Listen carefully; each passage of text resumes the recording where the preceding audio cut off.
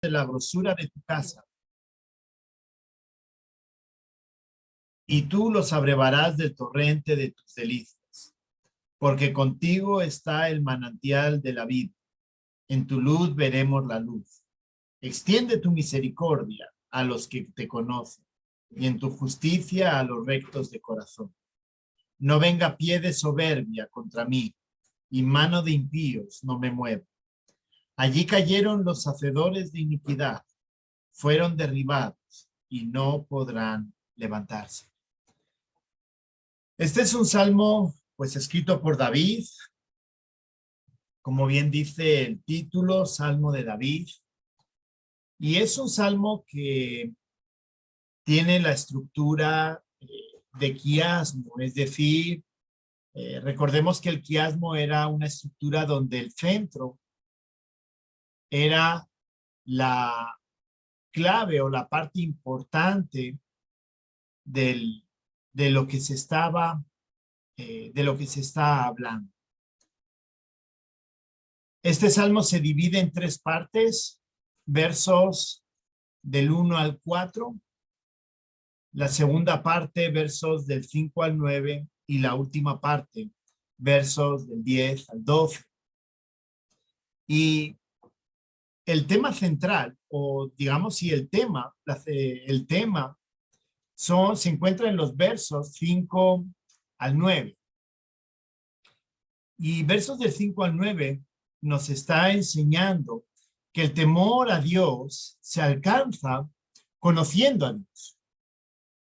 Es decir, cómo una persona puede tener ese temor a Dios. Y ahora vamos a ver qué es el temor, vamos a recordar.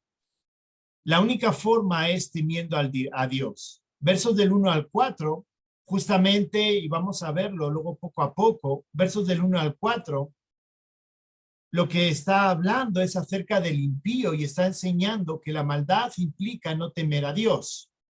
Y versos del 10 al 12 es que Dios cuida a aquellos que le temen. Así que el tema de este salmo es que el temor a Dios se alcanza conociendo a Dios.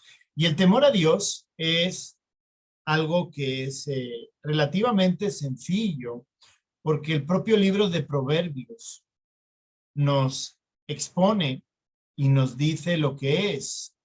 Dice Proverbios capítulo 1, verso 7, el principio de la sabiduría es el temor a Jehová. Y continúa diciendo, los insensatos desprecian la sabiduría y la enseñanza. Así que el temor a Jehová, o de la sabiduría, viene de temer a Jehová. Y capítulo 8, verso 13, dice que el temor de Jehová es aborrecer el mal. Así que, si lo queremos poner con otras palabras de lo que está hablando David, y habíamos dicho el temor a Dios se alcanza conociendo a Dios, lo que nos está enseñando, lo que está queriendo decir, aborrecer el pecado, aborrecer el mal, se alcanza conociendo a Dios. Y esto creo que es un tema muy actual hoy día para la iglesia, para todos nosotros, porque está habiendo una tendencia a considerar a Dios como una experiencia. Entonces, se busca más la experiencia, digamos, pues a través de canciones o a través de quizá de algún mensaje que sea motivacional, que obviamente va a hablar de Dios, pero lo que va a buscar o lo que busca es la satisfacción personal, es decir, que yo me sienta bien. Y eso que está pasando hoy día, pues también en cierto modo, pues nos afecta.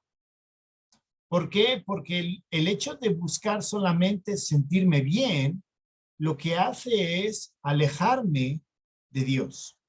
Ya la centralidad no es buscar a Dios, ya la centralidad no es la santidad de Dios, La centralidad deja de ser una vida que busca agradar a Dios, que busca vivir sin pecado, que busca honrar a Dios con la vida, sino es el cristianismo se convierte en simplemente tener satisfacción, tener paz. No, yo ya fui al culto, yo ya tuve, ya escuché, ya me motivaron para la semana, pero no hablamos del pecado, no confrontamos con el pecado. Y el salmista, pues justamente nos da la vuelta, por decirlo de alguna manera, nos da la vuelta en cuanto a ese principio que se está dando hoy día. Y la vuelta es que el que conoce a Dios reconoce o busca o teme a Dios, es decir, busca apartarse del mal, busca apartarse del pecado. La primera parte, versos del 1 al 4, comienza hablando y comienza enseñando que la maldad implica no temer a Dios. Es decir, alguien que le gusta y practica la maldad realmente es una persona que no teme a Dios, y vamos a ver que no conoce a Dios. Versos del 1 al 4. Comienza diciendo: la iniquidad del impío me dice al corazón, no hay temor de Dios delante de sus ojos. Se lisonjea, por tanto, en sus propios ojos de que su iniquidad no será hallada y aborrecida. Las palabras de su boca son iniquidad y fraude. Ha dejado de ser cuerdo y de hacer el bien. Medita maldad sobre su cama. Está en camino no bueno. El mal no aborrece. El verso 1 es quien nos da la definición, ¿no? Es quien nos hace la afirmación. No hay temor de Dios delante de sus ojos. No hay temor de Dios en el impío. Y entonces nos va a dar o nos da 4 características de un impío.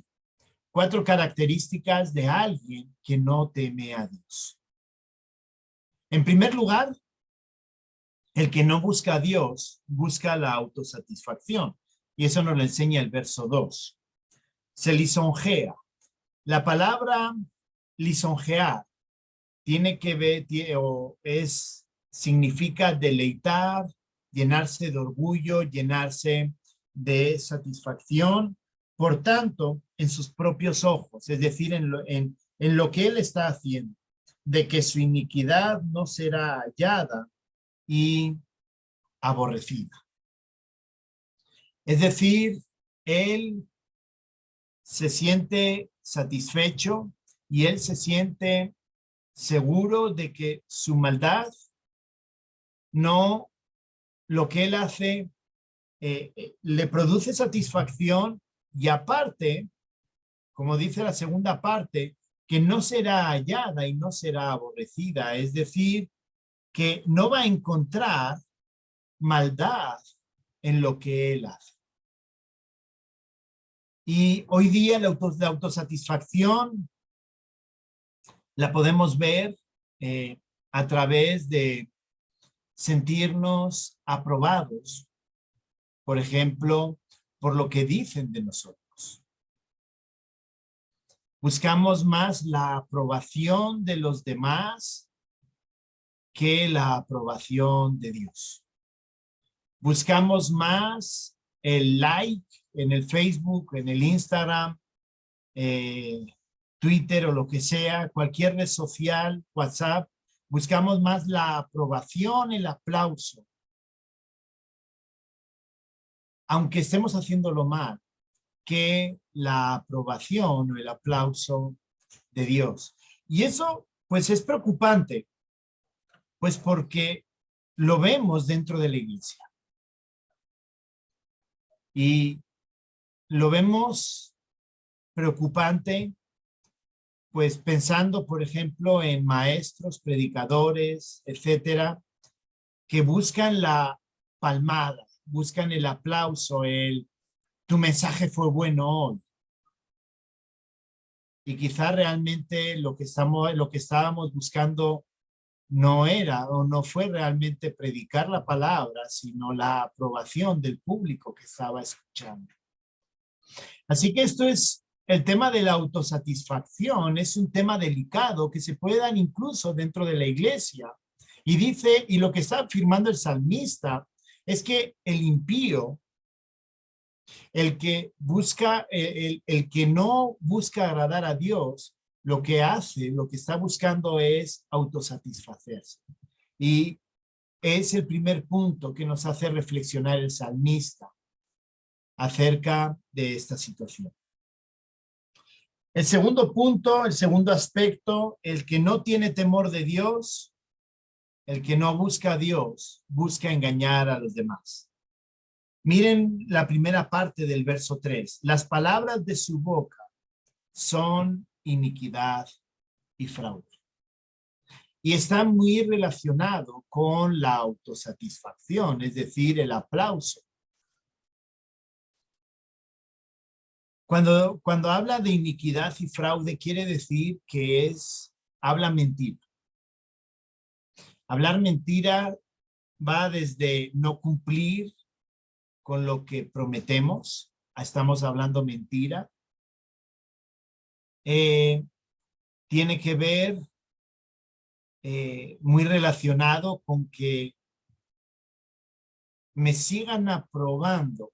Entonces miento para que los demás vean lo dedicado que estoy, o digo mentiras para buscar un beneficio personal. Si se dan cuenta, está muy relacionado con la autosatisfacción. Entonces, aquel que no teme a Dios, otra característica es que busca engañar a los demás. Cuando pensamos en la mentira, tenemos que pensar y vamos a verlo más adelante, uno de los atributos de Dios es que Dios es verdad. Y cuando decimos que Dios es verdad, estamos diciendo que Dios es completamente verdad. Es decir, los atributos no es que sea un pedacito, Dios es un pedacito de justicia, un pedacito de misericordia, un pedacito de verdad, sino que Dios es completamente verdad, es completamente justicia, es completamente misericordioso. Y todo eso hace que sea Dios. Y justamente el engañar a los demás va en contra de este principio de que Dios es verdad. Cuando mentimos es porque tratamos, pues, por ejemplo, pensando en los niños, ¿no? Cuando hacen alguna cosa que está mal, para evitar el castigo de los padres, dicen, no, fue fulanito, fue no sé quién, fue otro, ¿no? Buscan a través de la mentira que no se les castigue. ¿Con qué idea? Con la idea de tener esa satisfacción de no ser castigados, porque realmente son conscientes que lo han hecho mal. Muchas veces nosotros la mentira lo utilizamos exactamente para lo mismo. Lo utilizamos para justificarnos, lo utilizamos para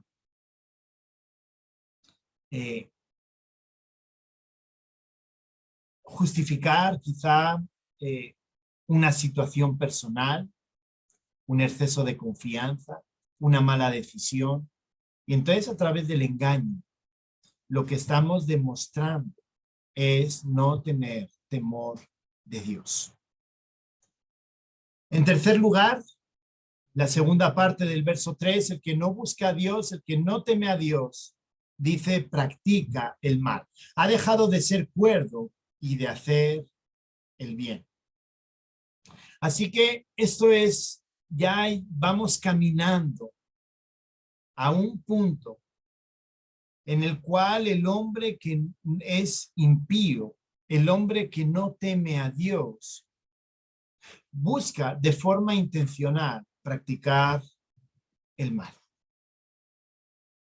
En el Nuevo Testamento tenemos muchos listados acerca de una vida pecaminosa contra una vida realmente sujeta a la palabra de Dios. Y lo que está diciendo, y aquí mismo también lo está enseñando, es que debemos de evaluar realmente cómo es nuestra vida. Realmente nuestra vida es una práctica continua del mal. Y cuando hablamos de práctica continua, práctica asidua del pecado, estamos hablando de que ya buscamos de forma intencional el pecar. Ya buscamos de forma intencional hacer el mal. ¿Esto qué quiere decir? Que alguien, y vamos a verlo más adelante en la tercera parte, alguien que realmente cree, alguien que es creyente, que teme al Señor, no practica el mal. Y eso es muy distinto, son dos cosas distintas. Practicar, que tiene que ver con una práctica intencional del pecado, contra el que sí pecamos, pero realmente cuando pecamos comprendemos que hemos faltado a la santidad de Dios. Aquí lo que está hablando es de un incrédulo, de un impío, de alguien que no teme a Dios y que su vida constantemente implica pecado, y que no solamente eso, sino que lo hace de forma gustosa. O sea, no tiene ningún reparo a la hora de pecar. Y por último, hablando acerca de que el impío no teme a Dios, el verso 4, no solamente es que practica, sino que también busca, ¿no? Dice el verso 4, medita maldad sobre su cama, está en camino no bueno, el mal no aborrece, es decir, su vida está hundida en el pecado. Este tipo de vida lo podemos o lo debemos de esperar de un no creyente. Lo debemos de esperar del mundo. Obviamente esto no lo esperamos de un creyente. Por eso comienza el salmista, antes de llegar al tema central, que el temor a Dios se alcanza conociendo a Dios. Por eso comienza hablando y diciéndonos cómo es la persona que realmente no conoce a Dios. Es un impío que no teme al pecado, es un impío que no rechaza el pecado, sino que le gusta el pecado. En segundo lugar, la parte central de este salmo es versos del 5 al 9. Y el temor de Dios se alcanza conociendo a Dios. ¿Cómo podemos ayudar a los jóvenes? ¿Cómo podemos ayudar a las personas mayores? ¿Cómo podemos ayudar a los niños a que teman a Dios, a que rechacen el pecado? Enseñándoles quién es Dios. Hemos estado, cuando hemos estado trabajando en Guatemala y en México y en España, una de las cosas que hemos visto con los jóvenes es que muchas veces buscamos entretenerlos, buscamos que lo vean divertido, porque si no lo ven divertido, no lo ven ameno, lo que van a hacer es marcharse o buscar otro lugar donde sea más divertido. Y algo en lo que pues, el Señor me ha permitido pensar, el Señor me ha permitido reflexionar. Es que realmente la iglesia no es un lugar para entretener. Eso no quiere decir que no nos lo podamos pasar bien, eso no significa que no podamos tener un retiro, hacer juegos, disfrutar de tiempo de comunión, hablar los unos con los otros, compartir tiempo, compartir alimentos. No estoy diciendo que eso esté mal, no, está bien. El problema es cuando el objetivo de la iglesia se convierte en entretener para que la gente no se vaya. Y lo que aquí nos habla el salmista es que el objetivo de la vida de un creyente es que para temer a Dios, es decir, para comprender qué es lo que Dios busca, qué es lo que Dios rechaza con el pecado, debemos de conocer en primer lugar quién es Dios. Y hace un listado de 8 características de Dios. La primera de ellas es que Dios es un Dios, es misericordioso. Jehová, hasta los cielos llega tu misericordia. La misericordia de Dios significa comprender que Dios no nos da lo que realmente merecemos. Y cuando comprendemos la misericordia de Dios, comprendemos el amor de Dios, porque la misericordia está íntimamente relacionado con el amor. Eso no significa que no nos vaya a castigar si pecamos, pero Él no nos da lo que realmente nosotros merecemos. Entonces, ¿cómo alcanzamos o cómo comprendemos el pecado? ¿Cómo conocemos a Dios? O una característica de Dios que nos ayuda a comprender y a rechazar el pecado es comprender que Dios es misericordioso. Si yo entiendo la misericordia de Dios, pero yo también entiendo que soy pecador, eso me lleva a comprender que lo que Dios me ha dado es algo muy especial. En segundo lugar, la segunda característica de Dios que nos ayuda a comprender y a rechazar el pecado es la fidelidad de Dios. Dios es fiel. Y tu fidelidad, versos, la segunda parte del verso 5, y tu fidelidad alcanza hasta las nubes. Miren qué expresión más poética y más bonita. Tu fidelidad. Dios es fiel y alcanza hasta las nubes. Las nubes están muy lejos. Y aunque nosotros ya hemos llegado a las nubes, en aquel tiempo, en la época de David, no llegaban a las nubes. Y él dice, Dios es fiel, y Dios es fiel, pero de gran sobremanera.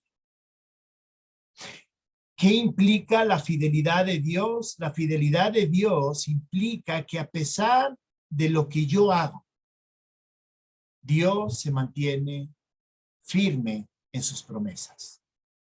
Y David lo está sabiendo, y David lo sabe muy bien, porque él tiene en mente de dónde viene él, el pacto que Dios hizo con Abraham. Él tiene bien claro que él es pueblo escogido por Dios, no porque fueran maravillosos, no porque fuera un gran pueblo obediente, sino porque a pesar de todo lo que ellos son, a pesar de todo lo que ellos hacen, a pesar de que muchas veces se apartan de Dios, Dios sigue siendo fiel con él. Y eso es lo mismo con nosotros. Cuando entendemos, cuando cada creyente entiende que Dios es fiel, a pesar de lo que yo haga. Y esto no es una justificación para hacer lo que yo quiero, para pecar de cualquier manera. No, no es ninguna justificación. Pero incluso cuando peco, Dios sigue siendo fiel. Y creo que en el nuevo pacto, cuando creemos y recibimos al Espíritu Santo, el Espíritu Santo se entristece cuando pecamos, pero nunca se va. Nunca dejamos de ser hijos adoptados a pesar de nuestro pecado. Y esa es la grandeza de la fidelidad de Dios. Verso 6, primera parte, habla de que Dios es justo. Tu justicia es como los montes de Dios, tus juicios, abismo grande. Y vuelve a hablar otra vez acerca de esa característica y de la grandeza de la justicia, de que Dios es justo. Y lo ve como algo bueno. Y eso es algo que realmente es sorprendente, porque nosotros entendemos que si yo peco, lo justo es que Dios me castigue. Y lo podríamos ver como algo malo, ¿no? Decir, bueno, es que no me conviene que Dios sea justo. Porque si es justo, me tiene que castigar por mi pecado. Pero David está alabando la justicia de Dios. Y David lo está alabando porque es parte de lo que Él es y de lo que Él hace con nosotros para ayudarnos a conocer quién es Él. Cuando nuestros hijos mienten, ellos saben que si mienten, hay castigo. Pero la finalidad del castigo, es decir, ser justos en lo que ellos han hecho mal, es decir, mentir, el fin no es humillarlos. El fin es que ellos entiendan que eso está mal y que si quieren agradar a Dios, no tienen que hacerlo. Pues por eso David alaba la cualidad de la justicia de Dios. Porque cuando Dios es justo, Dios nos corrige, pero nos corrige para que entendamos quién es Él, para que entendamos su santidad y para que realmente le obedezcamos. Segunda parte del verso 6 nos enseña que Dios cuida de nosotros. Dios es un Dios cuidador. Oh Jehová, al hombre y al animal conservas. Dios nos guarda. Dios nos cuida. Y eso es algo grande. Y eso es algo en lo cual nos debemos de sentir bien y debemos de tener paz. Hermanos, dicen que para el año que viene, dicen que la economía a nivel mundial se va a poner más complicado todavía. Dice que si este año logramos pasarlo, que el 2023 va a ser un caos económico. Pero ¿saben qué? Tenemos un Dios que nos cuida. Y ese Dios que nos cuida siempre y en todo momento. Así que cuando conocemos a ese Dios que nos cuida, eso lo que nos produce es acercamiento hacia Dios, porque Él cuida de nosotros. Verso 7, la primera parte, vuelve a hablar acerca de que Dios es misericordioso, vuelve a repetir cuán preciosa, oh Dios, es tu misericordia. La segunda parte, muy relacionado con el cuidador, es que Dios es protector. Por eso los hijos de los hombres, segunda parte del verso 7, se amparan bajo las sombras de sus alas. Dios nos cuida y también Dios nos protege. Cuando dice que se amparan bajo las sombras de sus alas, está poniendo la imagen de un ave que cuida sus polluelos. La forma de cuidarlo como es metiéndolo debajo de sus alas para que ningún mal les pase. Dios cuida, Dios nos protege en medio de las dificultades. Verso 8 nos enseña que Dios es proveedor. Serán completamente saciados de la grosura de tu casa y tú los abrevarás del torrente de tus delicias. Es decir, Dios es un Dios que provee para cada una de nuestras necesidades. Algo que hemos enseñado a nuestros hijos es que Dios a veces da un poco más para comer carne de res y a veces no da tanto y toca comer frijol con arroz. Pero Dios da de comer. ¿Qué es lo que da? Eso depende de la soberanía de Dios. pero que no falta un plato de comida delante de nosotros, porque Dios provee. Y no solamente provee de eso, provee de trabajo, provee del sostenimiento, provee de un techo, provee de ropa, provee, Dios provee de muchas cosas a cada uno. Y por último, verso 9, queriendo conocer quién es ese Dios, Dios es el dador de vida, porque contigo está el manantial de la vida, en tu luz veremos la luz. ¿Quién es el que da la vida? ¿Por qué usted y yo estamos aquí esta noche? ¿Por qué Dios nos ha permitido pasar este día? Porque Dios es quien nos da la vida. Y de la misma forma que nos la puede dar, también nos la puede quitar. Pensando en esto, estaba pensando en Job, ¿no? Cuando Dios permite que la familia, los hijos de Job mueran. Job en ningún momento maldice a Dios y le tiene que recordar a su esposa diciendo, Dios da, pero también Dios quita. Y dice, bendito sea el nombre del Señor. Dios es el dador de vida. Así que tenemos esas 8 características. Bueno, en realidad son 7 características. Misericordioso, fiel, justo, cuidador, protector, proveedor y dador de vida. Cuando conocemos y reconocemos que Dios es todo eso, y entonces entendemos nosotros como criaturas que estamos recibiendo ese beneficio del Señor. Entonces, nuestra respuesta a Dios debe ser temer a Dios. Es decir, debe ser rechazar el pecado, debe ser buscar agradar a Dios. Hermanos,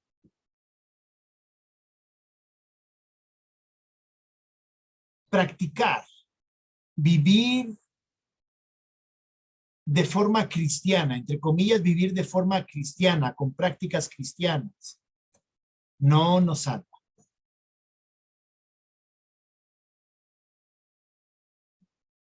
Nuestras prácticas, nuestros hábitos, nuestra forma de vida debe de ser una respuesta a conocer,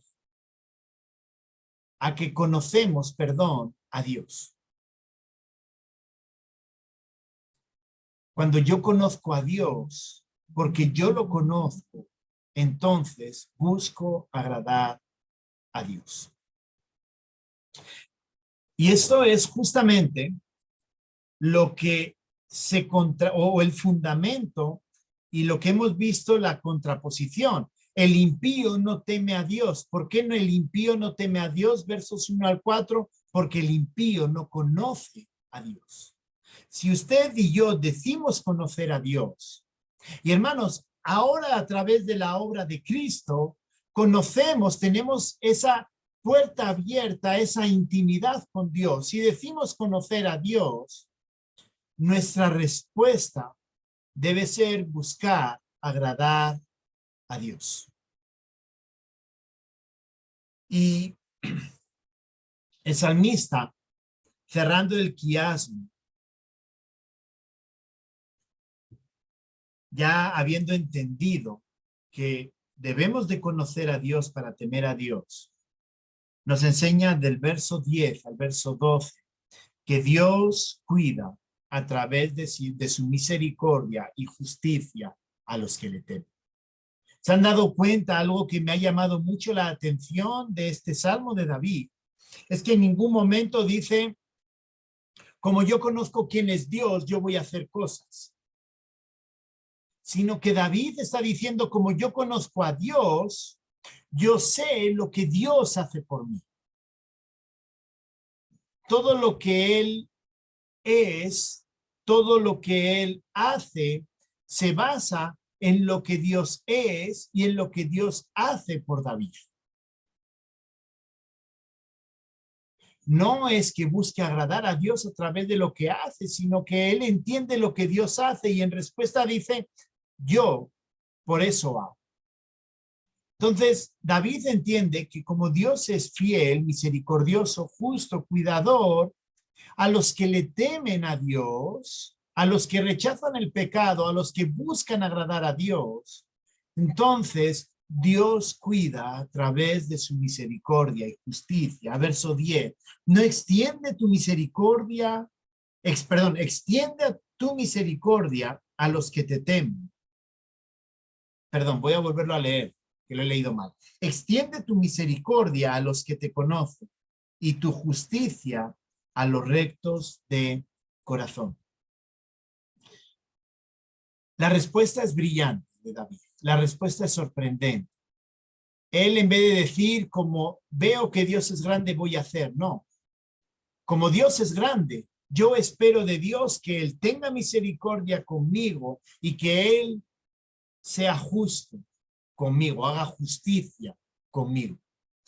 La respuesta de David es siempre esperar de Dios qué es lo que Él tiene para él. El impío no busca a Dios. El que busca a Dios, el pío, la persona pía, lo que hace es ser cuidado a través de la misericordia y la justicia de Dios. Entonces no es tanto esperar a hacer algo, sino es esperar a recibir porque entendemos quién es Dios. Verso 11 y verso 12 profundizan en esto. No venga pie de soberbia contra mí y mano de impíos no me mueva. Es decir, al que teme a Dios, al que vive de acuerdo a la justicia de Dios, que dice los impíos no pueden hacer daño. ¿Eso significa que no voy a que no voy a morir? No, sí voy a morir. Eso significa que en un momento dado quizá muera en un accidente o muera pues porque alguien disparó una pistola o porque alguien o pasó un accidente o pasó yo qué sé qué. Sí puede ocurrir. Pero el punto es que el que teme a Dios no puede ser destruido. ¿Por qué? Porque es hijo de Dios. Usted y yo, si somos hijos de Dios, lo que pasa en esta tierra quedará en esta tierra, porque estaremos la eternidad con el Señor. Aquí es un mundo controlado por el pecado. Este es un mundo que el pecado todavía existe y aunque el pecado ha sido vencido, el pecado no ha sido destruido. Por eso sufrimos enfermedad, por eso sufrimos penuria, por eso pecamos, por eso hay violencia, por eso hay mentira, por eso hay engaño. Y el hecho de estar en este mundo, pues podemos ser afectados por todo eso. Pero es que David está pensando más lejos.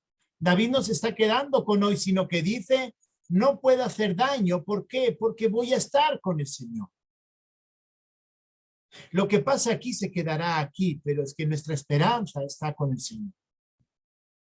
Así que Dios nos cuida a través de su misericordia y su justicia, a pesar de lo que nos pueda pasar, hermanos. Y eso es palabras de esperanza. Porque muchas veces vivimos pensando y temiendo, ¿y qué pasará si? ¿Y qué pasará si salgo? ¿Y qué pasará si llevo tanta plata? ¿Y qué pasará si voy al banco y saco 20 millones porque tengo que ir a hacer un pago y los llevo en una bolsa? ¿Qué pasa si me roban? Hermano, si le roban, pues bueno, no es que nos debamos de alegrar, pero tampoco debemos de temer por nada. Esa plata se va a quedar aquí. ¿Por qué? Porque nuestra esperanza está en el Señor. Nuestra riqueza está en el Señor. Y cuando estemos con el Señor, entonces estaremos plenos. Esa plenitud la podremos disfrutar. Y en segundo lugar, también pensando a futuro, no pensando, o sea, en el presente puede darse, pero pensando a futuro. Verso 12 dice, allí cayeron los hacedores de iniquidad, fueron derribados y no podrán levantarse. Es decir, los impíos un día serán destruidos. ¿Que Dios puede hacer justicia hoy día? Pues sí, para eso están los gobiernos. Los gobiernos están para hacer justicia con aquellos que son impíos, que desobedecen lo que es la ley de Dios. Pero estamos en un mundo en el cual ahora a lo bueno se llama malo y a lo malo se llama bueno. Pero esos impíos, va a haber un día en el cual Dios va a aplicar juicio sobre ellos y van a ser destruidos completamente. Quizá no hoy, pero sí seguro que un día, en un futuro, Dios va a actuar y Dios los va a destruir. Así que, hermanos, nuestro llamado es a conocer a Dios. Si conocemos quién es Dios, entonces viviremos, temeremos a Dios, es decir, rechazaremos el pecado. Y a diferencia de los impíos, que no les importa quién es Dios, a nosotros sí nos importa, porque Dios nos cuida a través de su misericordia y a través de su justicia. Es un gran salmo, la verdad es un gran salmo, con palabras de esperanza para nosotros. Pero hermanos, somos llamados a conocer más a Dios. Y pensando en los jóvenes y niños, que quizá es una carga pues que lleva ya bastante tiempo y pensando qué se puede hacer con ellos. Hermanos, el tiempo que tenemos con los niños, tanto en los hogares como en la iglesia, en los tiempos de culto, cuando tenemos el tiempo de escuela dominical con los niños, nuestro llamado es enseñarles quién es Dios. No es entretenerlos. No vamos a ver qué pintan hoy. Vamos a repetirle la historia de David por 18ª vez y la de Moisés por 25ª vez, otra vez más acerca de las historias que siempre conocemos. No, sino desde Génesis hasta Apocalipsis, enseñarles el consejo de Dios, enseñarles a conocer quién es Dios. Con los jóvenes, la idea no es entretenerlos, la idea es enseñarles quién es Dios. Cuando ellos conozcan quién es Dios, lo demás no importa, porque su deseo va a ser conocer cada vez más a Dios. Pero es algo que debemos de enseñar, y también a los adultos. Debemos de enseñar quién es Dios. Cuando enseñamos quién es Dios, cuando conocemos quién es Dios, entonces comprendemos la santidad de Dios y comprendemos el pecado y rechazamos el pecado. Y Dios entonces cuida de nosotros a través de su misericordia y de la justicia. ¿Y qué pasa con los impíos?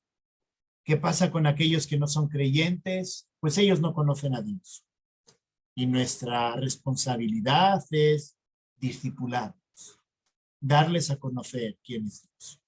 No es convencerlos, no es darles falsas esperanzas, falsas promesas. Haz la oración y serás salvo. No, no tiene nada que ver. La oración es una pequeña parte. Entregar y someterte al Señor es la parte más importante que uno tiene que tener. Y enseñarles que ellos son pecadores. Enseñarles que ellos rechazan el pecado. La única forma de que un creyente sea más pío y de que un no creyente pueda llegar a ser un día un creyente es dando a conocer quién es Dios. Y David lo sabía y por eso David nos hace ese énfasis. Oremos. Gracias, bendito Señor, porque tú eres un Dios misericordioso, un Dios fiel, justo. Cuidas de nosotros, Señor, nos provees de todas nuestras necesidades. Nos protege, Señor, y nos das la vida. Gracias, Señor, porque somos tus criaturas. Y, Señor, te ruego que nos ayudes a comprender mejor tu santidad. Que nos ayudes, Señor, a vivir de acuerdo a tu santidad, sabiendo que en ti está nuestra esperanza Señor, gracias por este salmo. En el nombre de Cristo Jesús. Amén.